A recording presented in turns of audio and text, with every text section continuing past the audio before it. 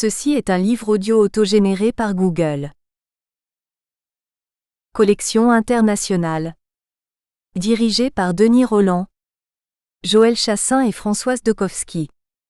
Cette collection a pour vocation de présenter les études les plus récentes sur les institutions, les politiques publiques et les forces politiques et culturelles à l'œuvre aujourd'hui.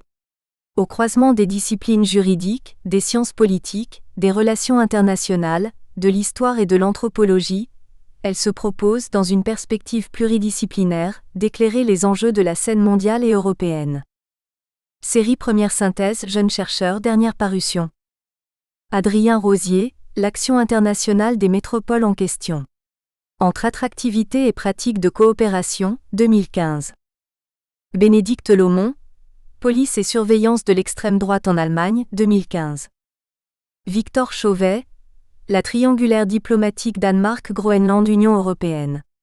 La politique énergétique, environnementale et l'intégration régionale dans l'espace polaire européen, 2014. Cécile Marguet, une famille au Cambodge. Rôle du souvenir et transmission des valeurs, 2014. Marine Bourgeois, gérer au quotidien l'attribution des logements sociaux.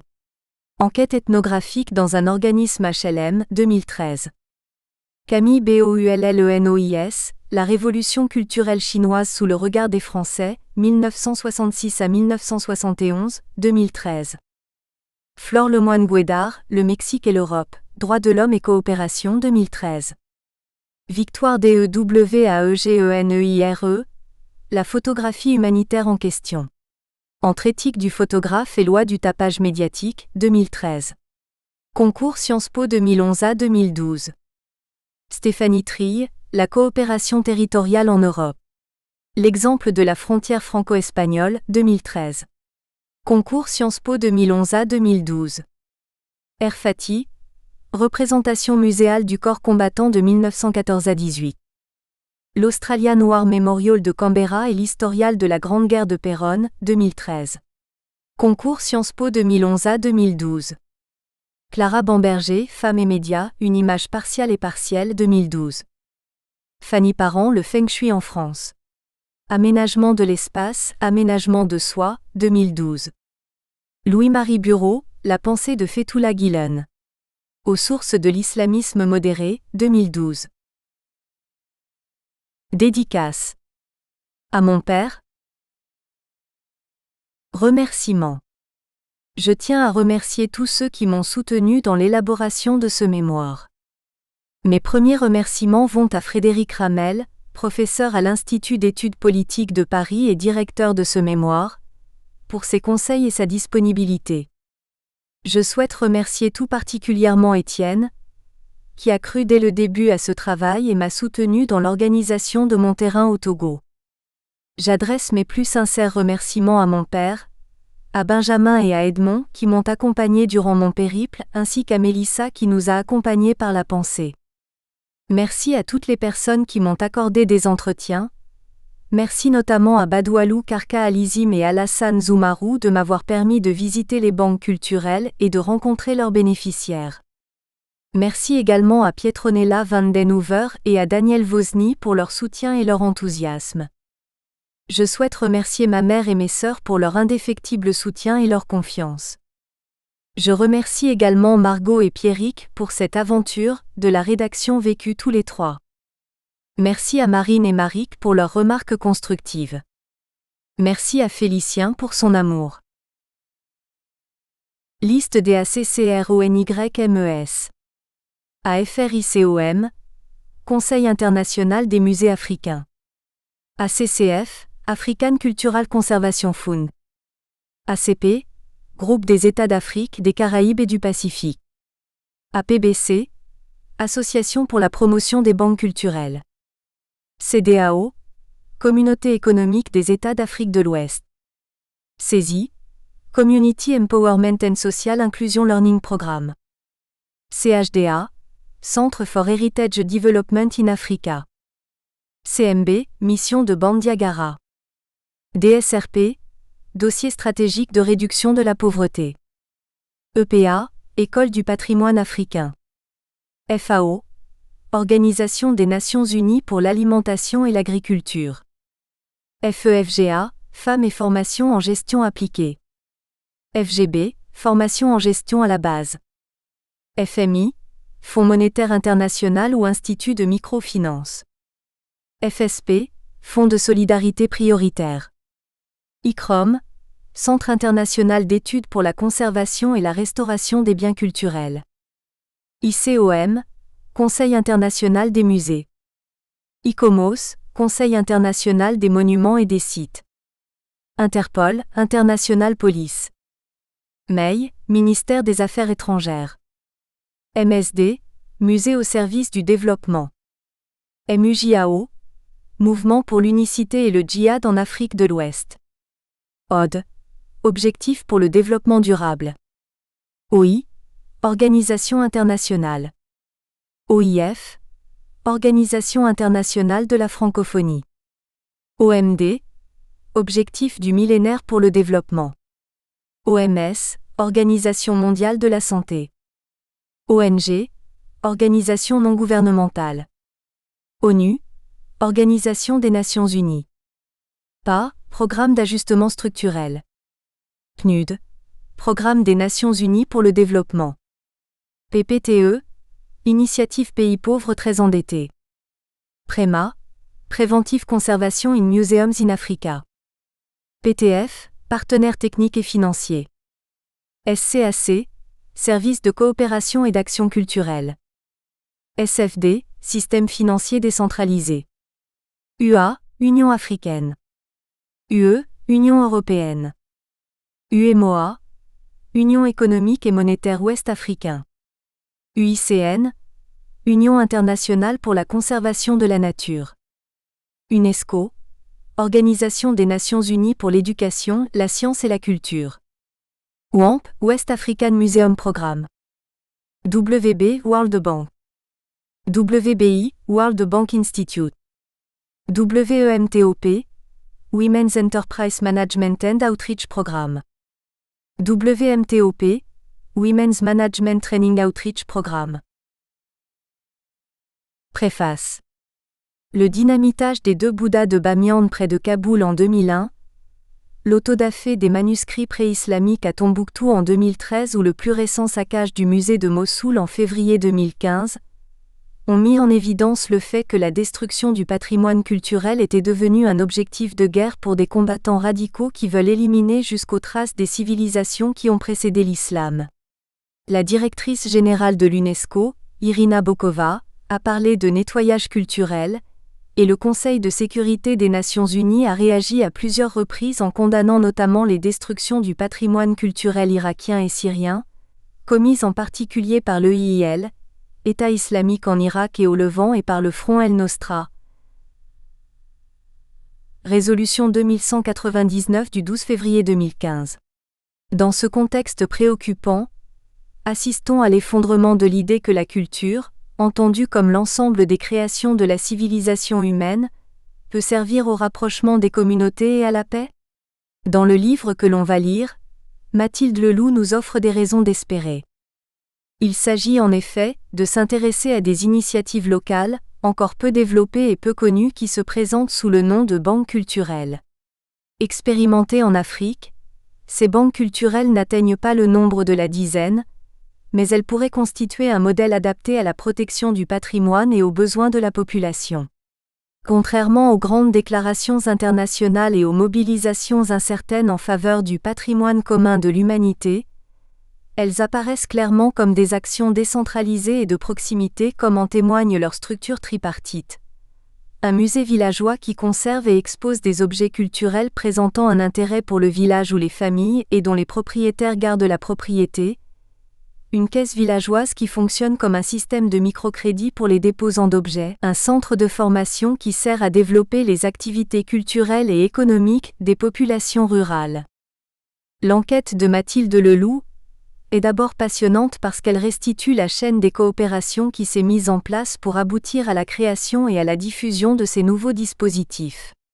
À partir d'initiatives individuelles très localisées, on observe comment émerge un modèle de banque culturelle, puis comment s'opère sa traduction, avant qu'il ne soit consacré, dans une conjoncture favorable, par certaines organisations internationales et notamment par la Banque mondiale.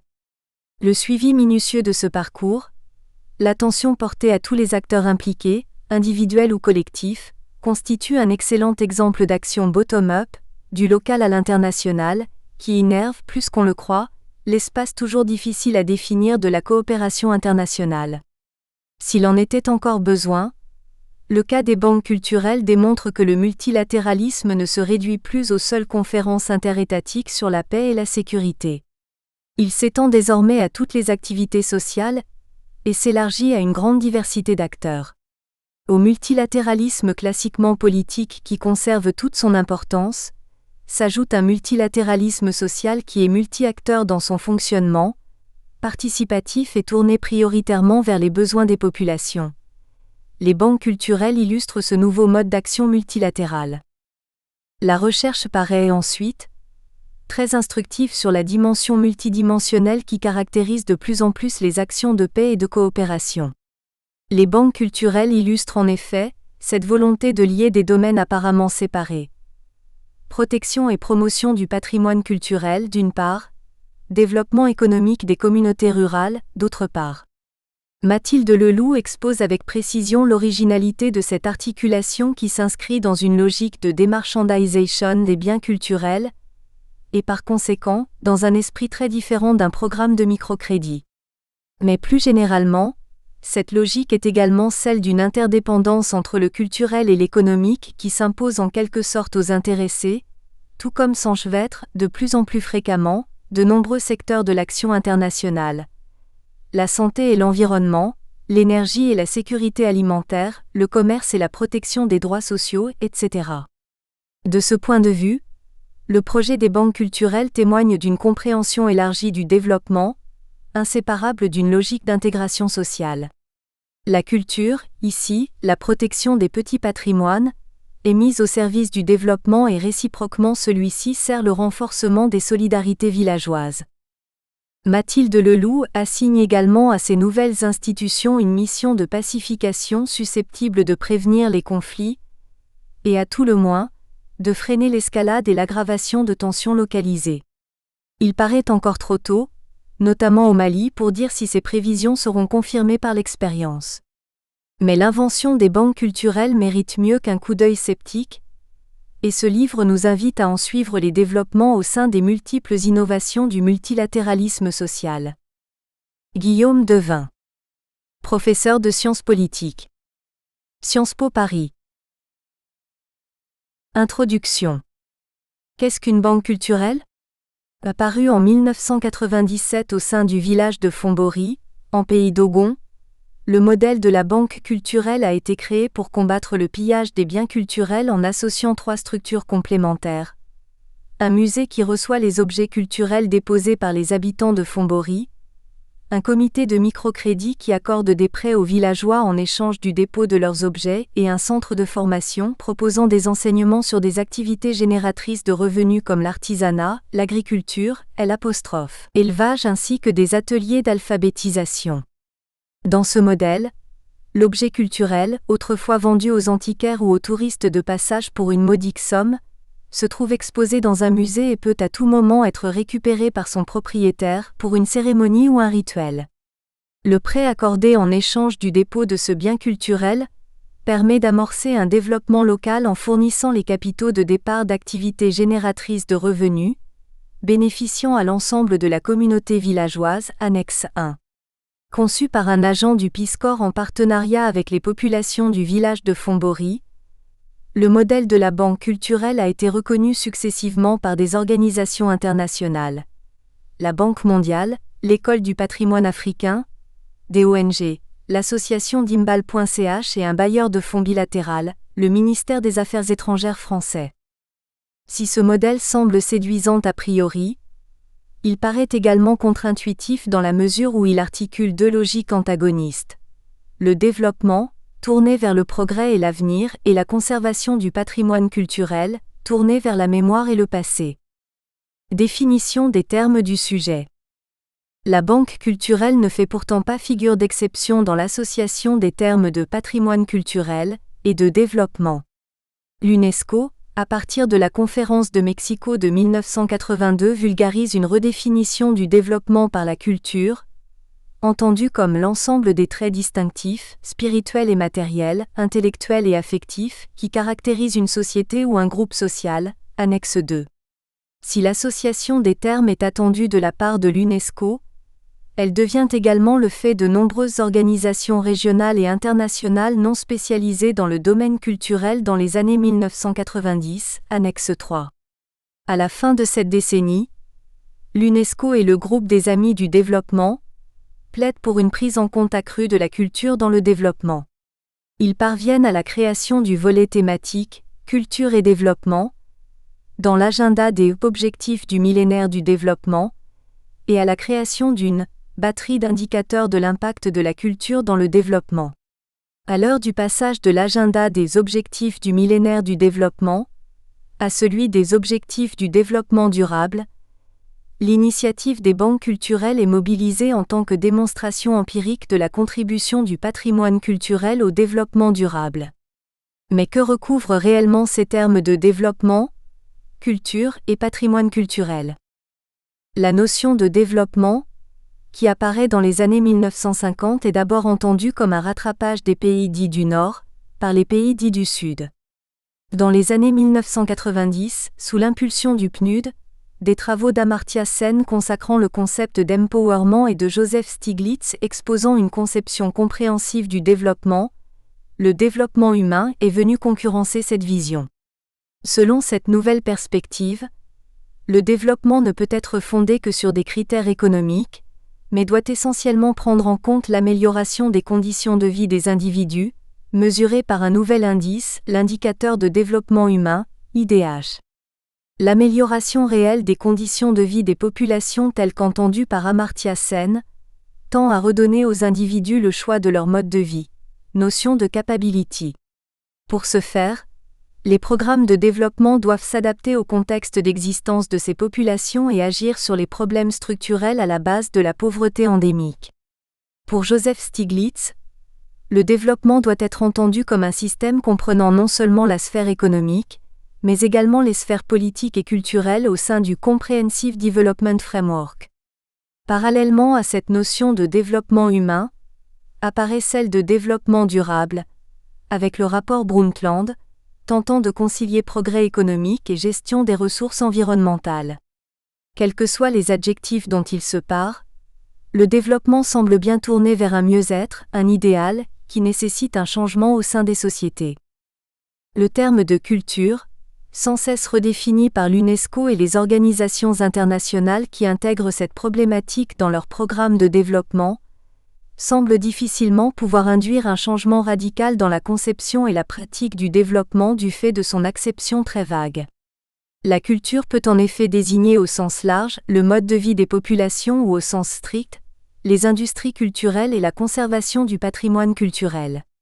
Nous préférons donc, à la notion de culture, celle de patrimoine culturel. Définie par Françoise Benamou comme l'ensemble des biens hétérogènes tangibles et intangibles dont le terreau commun est la référence à l'histoire ou à l'art, le patrimoine culturel constitue le témoignage vivant des rapports qu'une société entretient avec son histoire.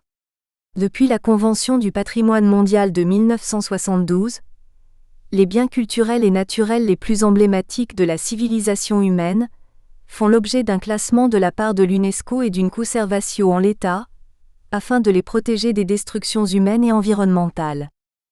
Problématique. Dès lors, si la protection du patrimoine culturel peut être envisagée comme une manière de limiter les externalités négatives du développement, peut-elle pour autant être envisagée comme un facteur positif de développement ? Si la protection du patrimoine culturel suppose la préservation d'un mode de vie traditionnel, ne freine-t-elle pas du même coup toute logique de développement autonome bénéficiant à l'ensemble de la population ? À la lumière du paradoxe que nous avons relevé entre logique de développement et logique de conservation du patrimoine culturel, nous pouvons nous demander comment le dispositif sociétal des banques culturelles a-t-il émergé au sein des relations internationales ? Pourquoi le nouveau dispositif des banques culturelles révèle-t-il des tensions et des paradoxes dans les programmes actuels de développement ? État de l'art. La littérature sur le sujet des banques culturelles est peu fournie, dans la mesure où il s'agit d'une initiative récente. Cette littérature est également très orientée puisque les auteurs des études sur les banques culturelles sont aussi les acteurs de cette initiative.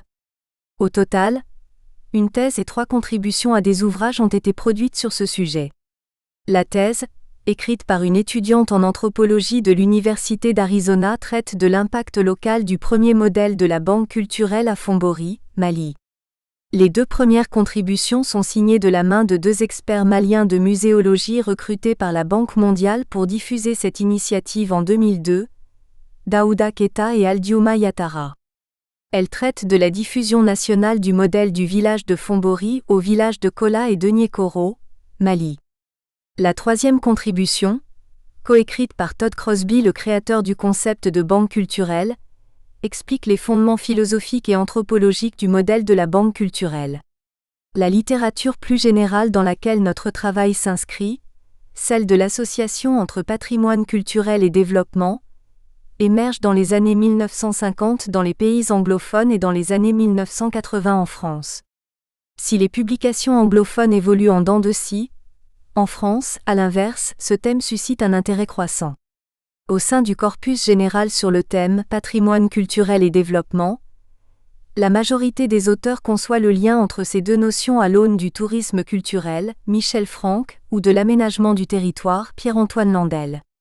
Ces derniers se distinguent par leur conception du développement, local, Michel Vernière, ou durable, Nassim Adris, Lorenzo Diez, Olivier Petit. Ce sujet des banques culturelles et le thème patrimoine culturel et développement ont donc été traités à ce jour, du point de vue de l'anthropologie, de la muséologie ou de l'aménagement du territoire, mais jamais selon la perspective des relations internationales. Faire de l'initiative des banques culturelles l'objet de cette discipline nous permettra d'explorer les zones d'ombre de cette dernière. Du fait de son statut d'initiative locale, la banque culturelle nous amènera à envisager les relations internationales non pas selon une perspective interétatique et top-down, mais selon une perspective sociologique et bottom-up. Peu d'études issues de cette discipline analysent la diffusion des modèles de développement locaux sur la scène internationale, en étudiant le jeu de accent aigu appropriation qu'en font les autres acteurs, les États, les ONG, les OI, la coopération bilatérale, les universités, etc. De même, peu d'études existent sur le rôle que jouent ces initiatives locales, concrètes, dans le discours des acteurs susmentionnés en quête de légitimité. Méthodologie. Pour étudier ce sujet, nous avons pris pour point de départ la documentation sur les banques culturelles conservées dans les archives de la Banque mondiale et du ministère des Affaires étrangères. Si celle-ci nous a renseignés sur le fonctionnement du modèle de la banque culturelle, elle ne nous a pas permis d'établir la chronologie de sa circulation entre les différentes institutions. Ce dernier point a été reconstitué grâce à une série d'entretiens semi-directifs avec le personnel de l'École du patrimoine africain, de l'ICROM et de la Banque mondiale. Les tensions au sein du modèle de la banque culturelle ont été documentées lors d'une enquête de terrain réalisée en janvier 2014 pour vérifier nos hypothèses de départ dans la perspective de la théorie ancrée et de l'observation participante. Lors de cette enquête, nous nous sommes rendus sur les sites de 2 banques culturelles, celle de Koutamakou, Togo, et celle de Taneka, Bénin.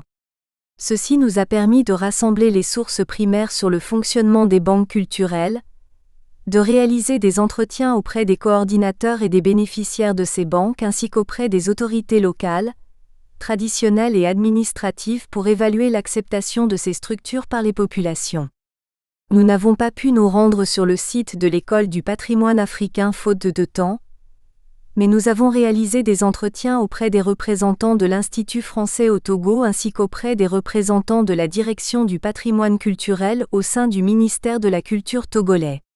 Cette enquête s'est révélée indispensable car elle nous a permis de comprendre les externalités négatives d'un processus de patrimonialisation mené de l'extérieur, par l'UNESCO, sur le processus de développement des zones classées. Cette enquête nous a également permis de mettre à jour le désengagement global des États togolais et béninois des questions culturelles. Annonce de plan. Nous partirons dans une première partie du concept de chaîne de coopération d'Howard Baker, pour analyser la genèse locale puis la diffusion régionale du modèle de la banque culturelle, annexe 4. Nous distinguerons 3 périodes dans le cycle du modèle de la banque culturelle. Une période d'éclosion dans le village de Fombori au Mali sous l'égide d'un agent du Peace Corps. Une période de labellisation du modèle par la Banque mondiale suivie d'une période de diffusion. Une première phase de diffusion par un programme de cette organisation internationale intitulé « Femmes et formation en gestion appliquée » grâce au fonds de prévoyance du président de la Banque mondiale puis une seconde phase de diffusion sous égide du ministère des Affaires étrangères et de l'École du patrimoine africain. Pour établir la sociogenèse du modèle de la banque culturelle, nous prendrons pour référence le modèle de circulation des normes des auteurs constructivistes Martha Finmore et Catherine Seekink ainsi que l'ouvrage de Patrick A. Saint-Teufel sur la sociologie de l'action publique.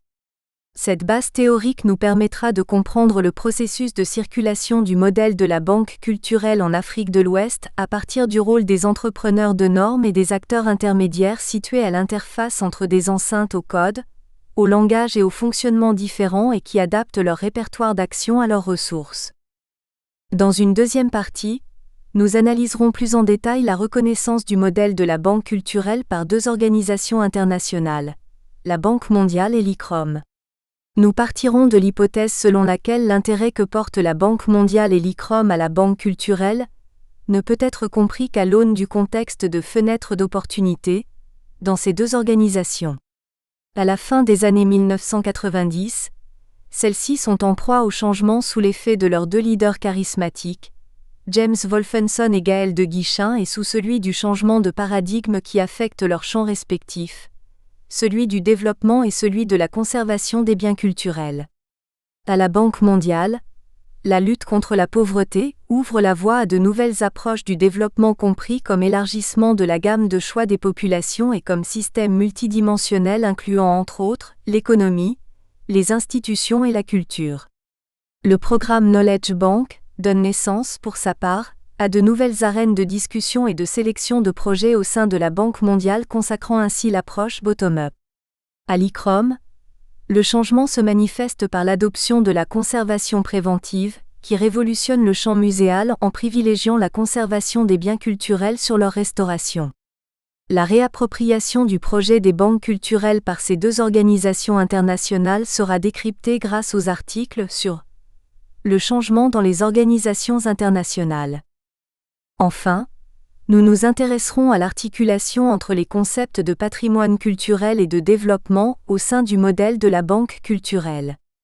Nous comparerons ici 2 cas d'étude, celui des banques maliennes de Fombori et de Dimbal et celui des banques culturelles de Koutamakou Togo et de Taneka, Bénin, pour comprendre de manière empirique les points de tension et de convergence entre les enjeux du développement et de la conservation des biens culturels, annexe 5 et 6. Nous espérons que vous avez apprécié cet aperçu. Pour continuer à écouter ce livre audio sur Google Play Livres, utilisez le lien dans la description de la vidéo.